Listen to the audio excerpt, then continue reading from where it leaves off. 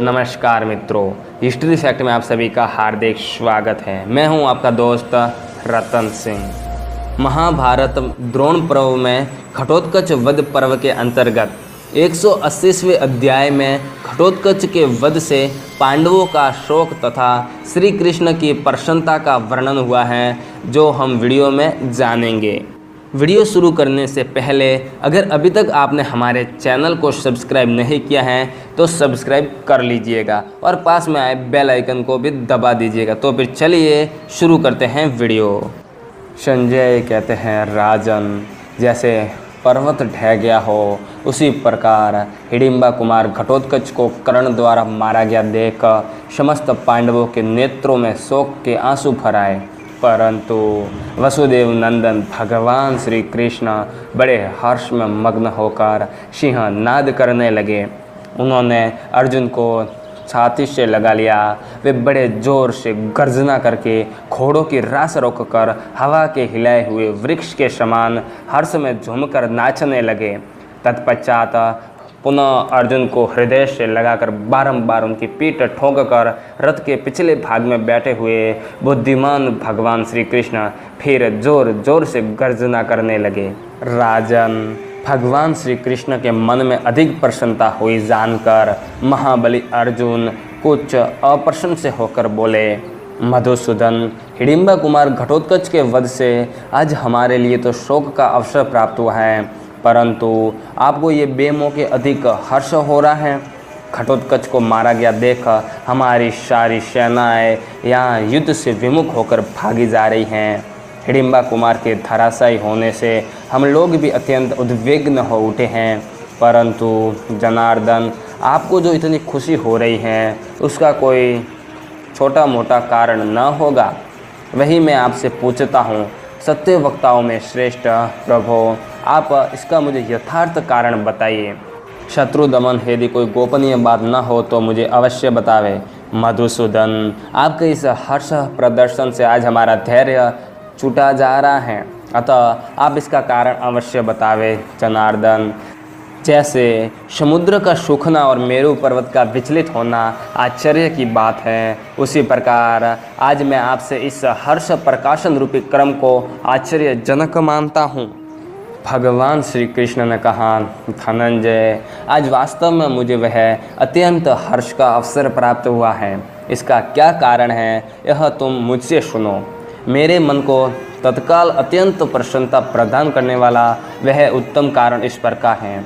महातेजस्वी धनंजय, इंद्र की दी हुई शक्ति को घटोत्कच के द्वारा कर्ण के हाथ से दूर कराकर अब तुम युद्ध में कर्ण को शीघ्र मरा हुआ ही समझो।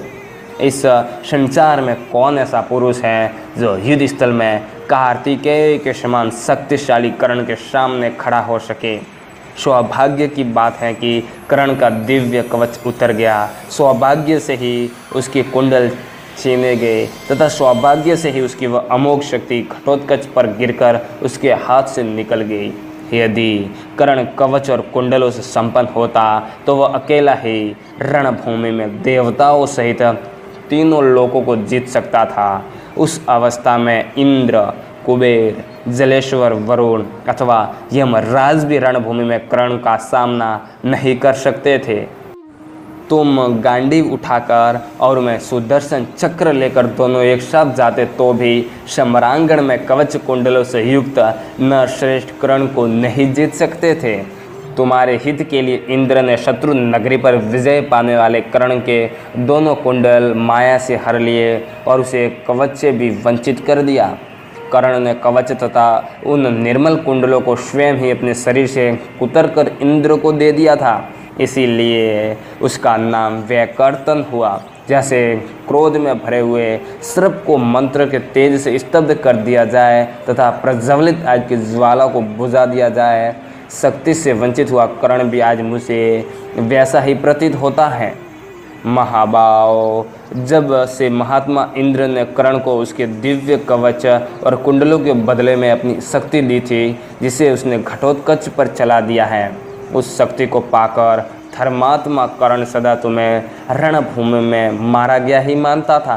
पुरुष सिंह आज ऐसी ही अवस्था में आकर भी कर्ण तुम्हारे सिवा किसी दूसरे योद्धा से नहीं मारा जा सकता।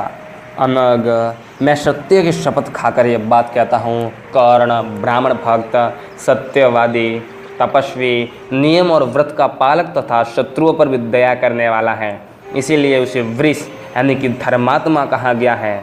महाबाहु कर्ण युद्ध में कुशल है, उसका धनुष सदा उठा ही रहता है। वन में दहाड़ने वाले सिंह के समान वह सदा गरजता रहता है। जैसे मतवाला हाथी कितने ही युद्धपतियों को मदरित कर देता है, उसी प्रकार कर्ण युद्ध के मुहाने पर सिंह के समान पराक्रमी महारथियों का भी घमंड चूर कर देता है। पुरुष सिंह तुम्हारे महामनस्वी श्रेष्ठ योद्धा दोपहर के तपते हुए सूर्य की भांति कर्ण की ओर देख भी नहीं सकते। जैसे शरद ऋतु के निर्मल आकाश में सूर्य अपनी सहस्रों किरणें बिखेरता है, उसी प्रकार कर्ण युद्ध में अपने बाणों का जाल सा बिछा देता है। जैसे वर्षा काल में बरसने वाला मेघ पानी की धारा गिराता है, उसी प्रकार दिव्यास्त्र रूपी जल प्रदान करने वाला कर्ण रूपी मेघ बारंबार बाण धारा की वर्षा करता रहता है। चारों ओर बाणों की वृष्टि करके शत्रुओं के शरीरों से रक्त और मांस बहाने वाले देवता भी कर्ण को परास्त नहीं कर सकते।